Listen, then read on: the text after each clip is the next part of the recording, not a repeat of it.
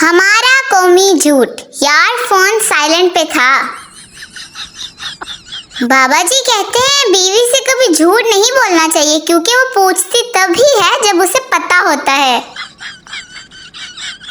पहले मुझे लगता था मैं क्यूट हूँ, फिर जब मैंने खुद को जूम करके देखा तो मुझे पता चला कि मैं तो बेतहाशा क्यूट हूँ। कुंवारों की नजर में हर मसले का हल शादी है, जबकि शादीशुदा की नजर में हर मसले की वजह ही शादी है। शोहर वो हस्ती है जिसको इस्लाम का कुछ पता हो ना हो। ये जरूर पता होता है कि 4 शादियां करना उसका हक है।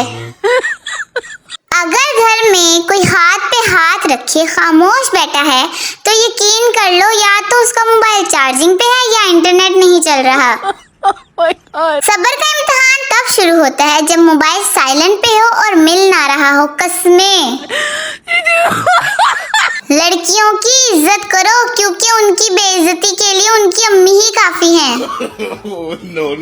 पूछना ये था कि जिन इलाकों में दरिया नहीं है वहाँ नेकी करके कहाँ डालें।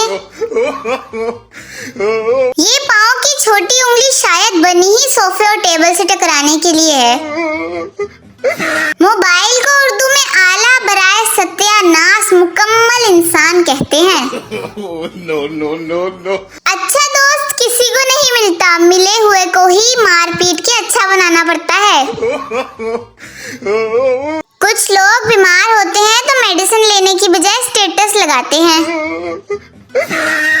रिश्तेदार, बेटा आगे का क्या सोचा है?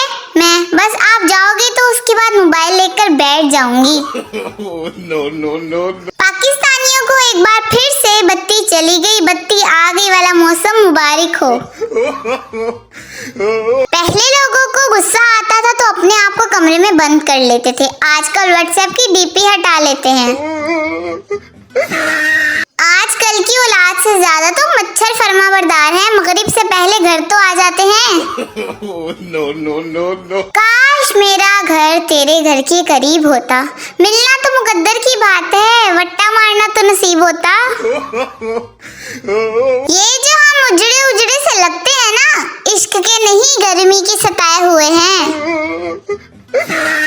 भिखारी ने घर के सामने सदा लगाई 10 रुपए का सवाल है बाबा।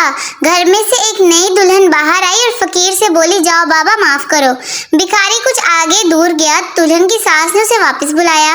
भिखारी खुशी खुशी वापस लौटा तो सास बोली जा बाबा माफ कर। भिखारी गुस्से से फिर मुझे वापस क्यों बुलाया? सास, घर की मालकिन मैं हूँ तो ये कौन होती है जवाब देने वाली? बच्चा, अम्मी आपके पास 10 रुपए हैं? माँ, नहीं बेटा अपने अब्बू से ले लो। बच्चा, पापा आपके पास 10 रुपए हैं? बाप खुले नहीं है, इस वक्त अपने चाचू से ले लो। बच्चा, चाचू आपके पास 10 रुपए हैं? चाचू, नहीं बेटा इस वक्त तो नहीं है, अपनी चच्ची से ले लो। बच्चा, चच्ची आपके पास 10 रुपए हैं? चच्ची, हाँ बेटा दूं क्या? बच्चा, नहीं अपने साथ कब्र में ले जाना, जालिमो कुल्फी वाला चला गया है।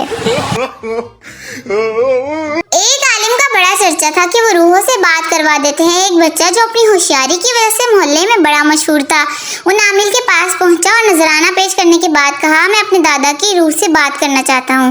उसे एक अंधेरे कमरे में ले जाया गया जहाँ अगरबत्तियां जल रही थी।